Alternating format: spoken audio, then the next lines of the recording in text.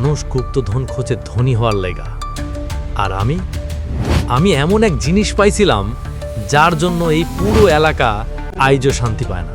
জঙ্গলের মাঝখানে একটা বট গাছ, দেখলেই বুক ধরফর করে, আর গাছটার নিচের মাটি মনে হইতেছিল শ্বাস নিচ্ছে।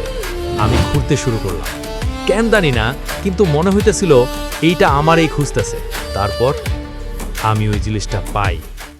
আসসালামু আলাইকুম বন্ধুরা, আমি সম্রাট রিয়াজ, একটা সাধারণ রাস্তার বিড়াল।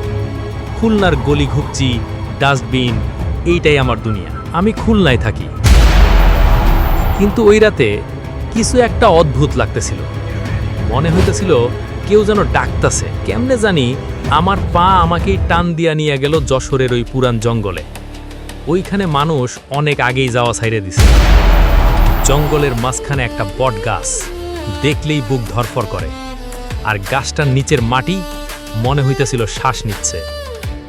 আমি খুঁড়তে শুরু করলাম, কেন জানি না, কিন্তু মনে হইতেছিল এইটা আমারই খুঁজতেছে।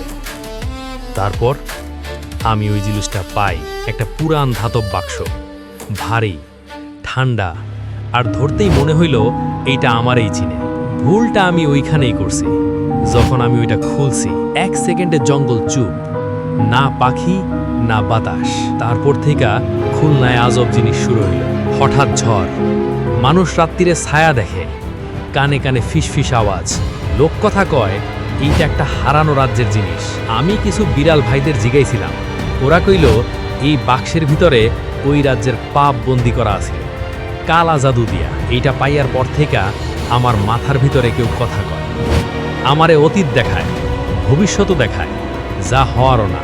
আমি বুঝে গেছিলাম এইটা ধন না, এইটা শাস্তি।